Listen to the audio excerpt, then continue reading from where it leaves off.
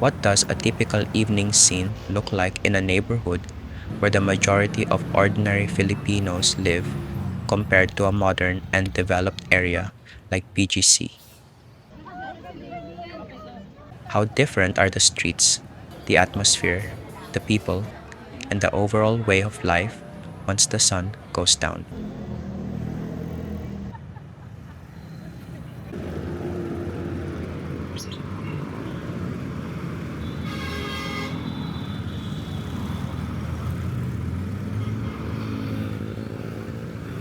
Around 6 to 7 p.m. is usually the time when many workers and students begin heading home from their workplaces and schools. As the evening rush hour starts, the streets become busy. Many vendors line the streets to sell street foods, fruits, and others, anticipating the flow of people.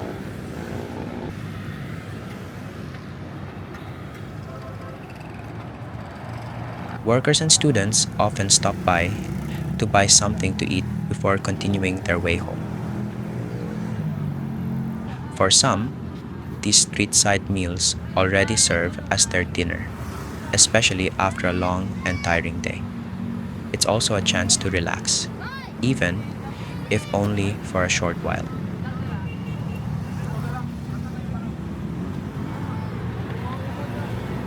For these vendors, the period between 6 p.m. and 9 p.m. is often the most important part of the day.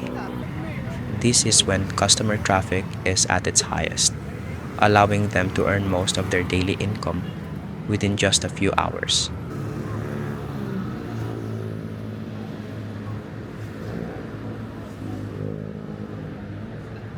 Early evening is usually when people start coming out as the temperature cools down. For some, this is the ideal time to take care of errands such as buying groceries, picking up food, or visiting nearby shops. Others simply come outside to get some fresh air or hang out with friends, neighbors, or family members. You can see vendors using the sidewalks to display their products. In many areas, sidewalks are practically non existent because small businesses use them as an extension of their stores or shops. In other words, sidewalks are often being used for purposes other than a space for pedestrians to walk.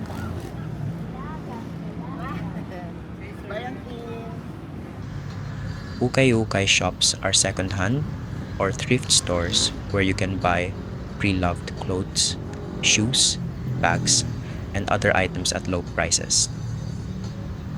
In the Philippines, ukay-ukay is more than just thrift shopping.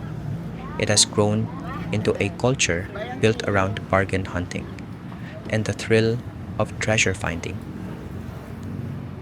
For many Filipinos, going to an ukay-ukay is not only about saving money, but also about the excitement of discovering unique pieces or even branded items at a fraction of their original cost.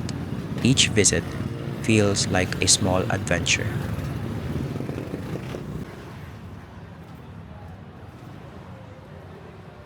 As we walk through the inner streets, the area becomes noticeably darker because there are no streetlights. The only sources of illumination come from the lights spilling out of nearby houses and small stores.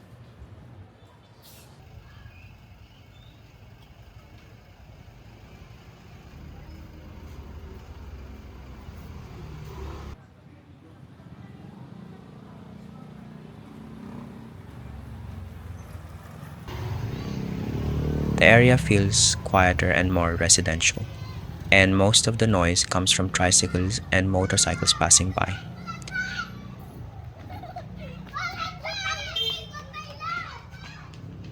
People are still awake, but street activity is limited.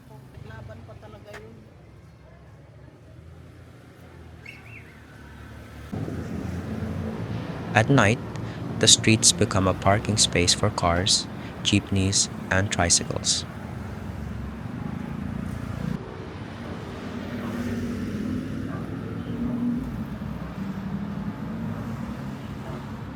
Alright, next let's head to a nearby popular commercial hub. It's probably just a 5-minute motorcycle ride from where we are currently, since the traffic has already subsided.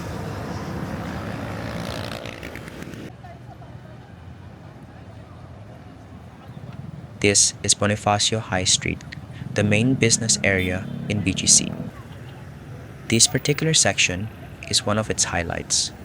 On weekends, around 9 p.m., the street is closed to cars, so people can enjoy the area.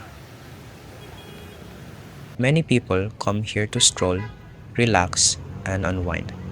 Some come to take pictures and watch the big LED screens. Of course, the atmosphere here is very different from earlier.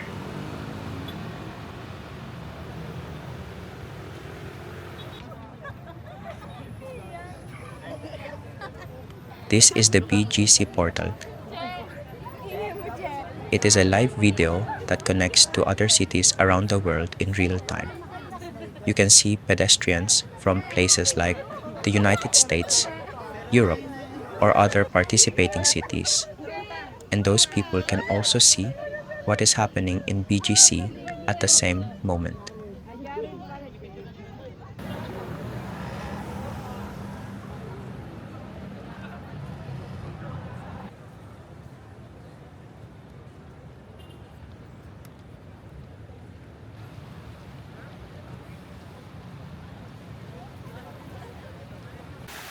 Privately developed areas like this are usually built and maintained better than government-funded ones.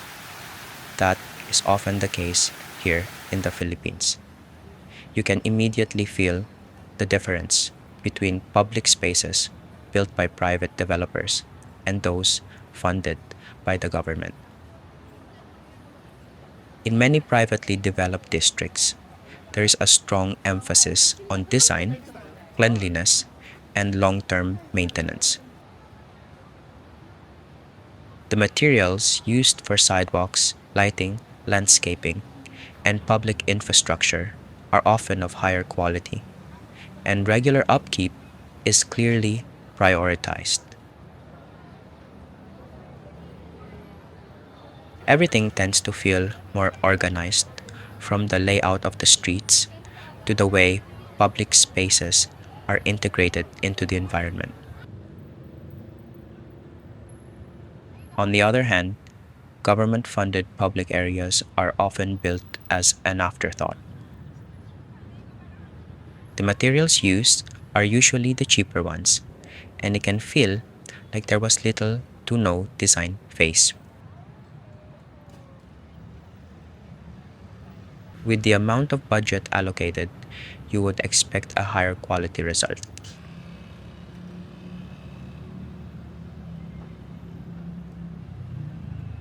This is the Forbes Town Center, a lifestyle and dining area inside BGC. It's a lively strip surrounded by high-rise condos, office buildings, cafes, restaurants, and bars, making it one of the more active mixed-use areas in BGC. At night, the area becomes especially vibrant. Outdoor seating fills up quickly, with people dining under warm lights, while background music plays from nearby establishments. The sidewalks stay busy, with pedestrians moving between restaurants, coffee shops, and bars, creating a constant flow of activity. You'll find a wide variety of food options along the strip, from casual cafes and dessert shops to Thai and Japanese restaurants, burger joints, and cocktail bars. So it attracts both quick diners and groups staying out for the evening.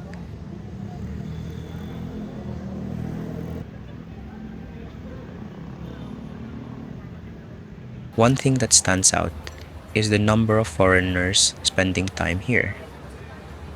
You'll often see expats and tourists dining, walking, and hanging out. For them, this is probably just a regular place to relax and enjoy themselves. However, for many workers, a single night out here could cost several days' worth of wages or even a week's salary.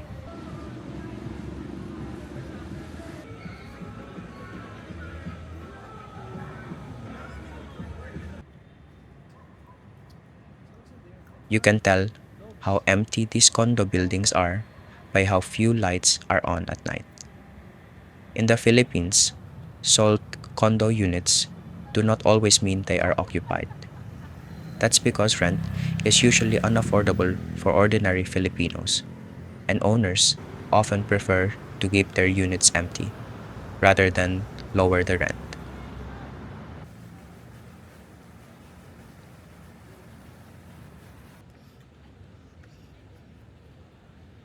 This is a park on top of a mall. Malls with limited space for development often make use of their rooftop areas to maximize the available land. Instead of leaving it unused, they turn it into open spaces, such as gardens, walkways, or parks.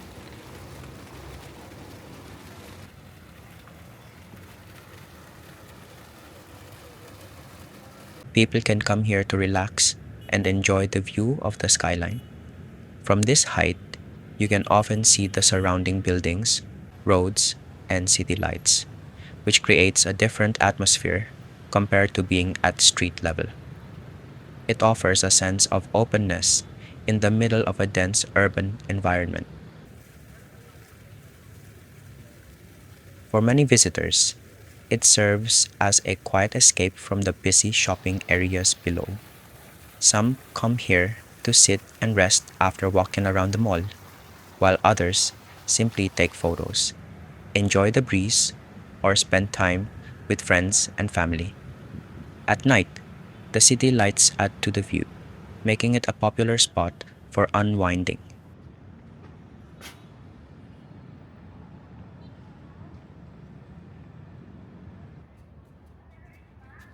Now let's head inside.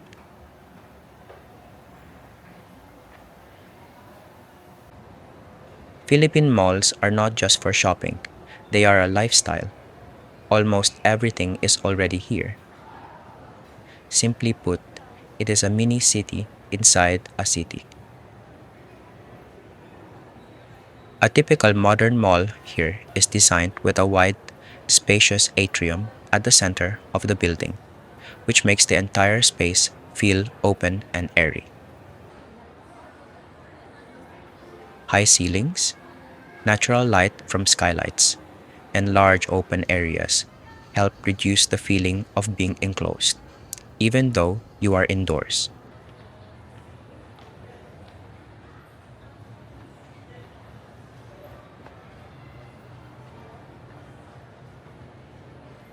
The walkways are also very wide, allowing heavy foot traffic to move comfortably, especially during weekends and holidays when malls are at their busiest.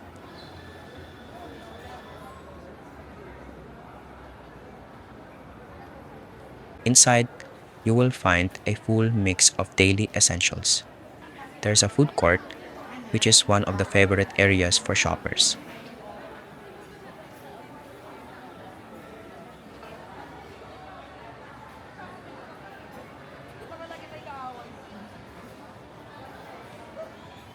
There are cinemas, where you can watch the latest local and foreign films.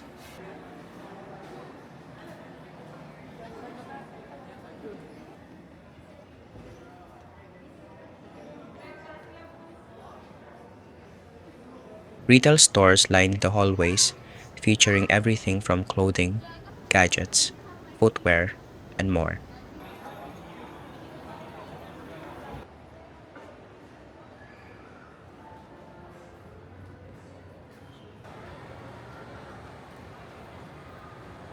Of course, family favorite fast food restaurants like Jollibee and McDonald's are also present.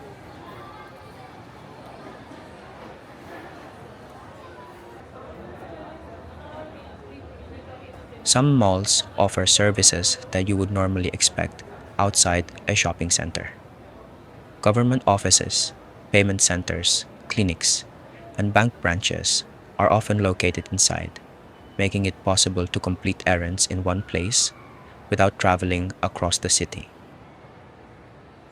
Because of this convenience, malls in the Philippines are not just commercial spaces, they are social hubs where people meet, relax, and spend long hours, especially in urban areas where they often serve as safe, comfortable public spaces. Alright, time to buy some groceries. Since I'm already here, I'm going to pick up some cooking essentials. Let's also check the prices while we're at it.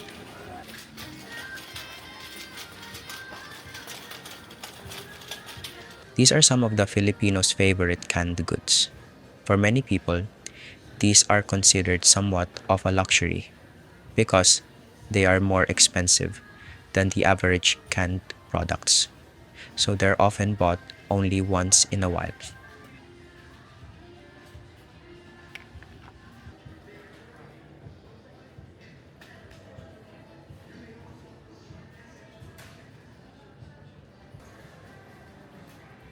I'll get some cooking oil and condiments.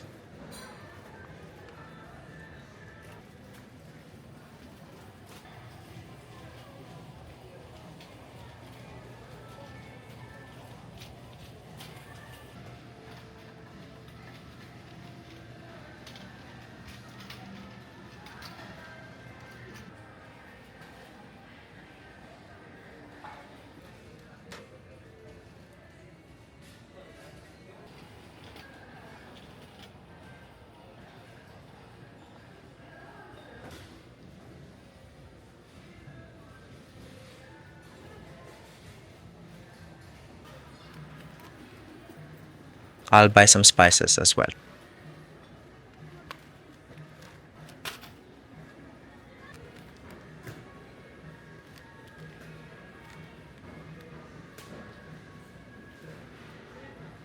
And some fresh milk.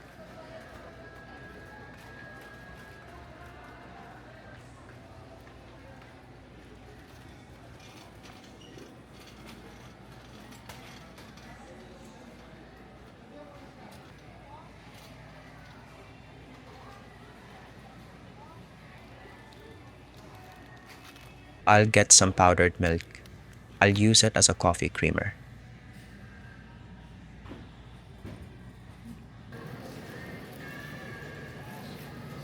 I think I'll get garlic and bulb onions too.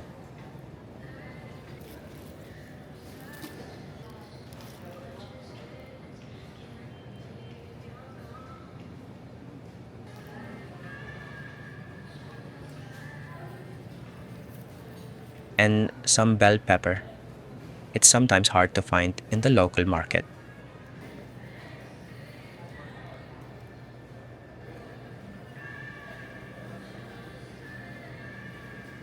Sayote, dirt cheap when bought from farmers. Here, it's like gold.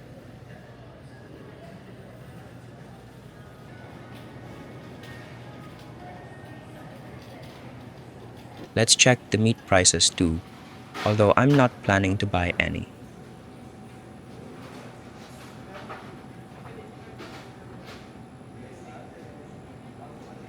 One of the reasons why I don't buy meat from supermarkets often is that most of the time it is frozen and looks like it has been frozen for quite some time. The texture and appearance don't always look fresh, and it can be hard to tell how long it has been stored before being displayed.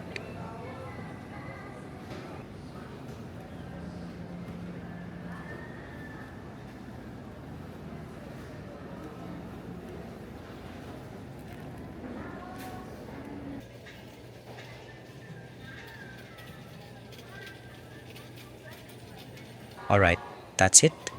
It's getting late and the mall will soon close. Malls usually close at 10 p.m.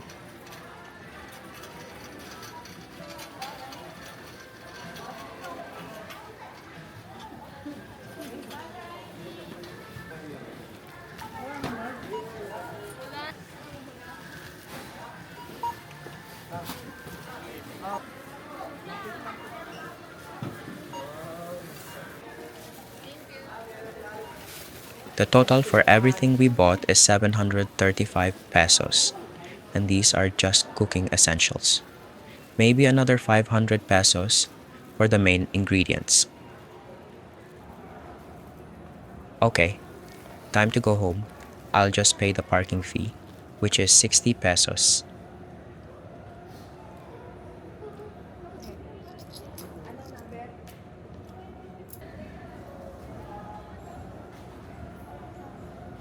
I think that's all for today. Thank you very much if you made it this far. Please consider subscribing if you like this kind of content. Also, don't forget to comment down below. Cheers.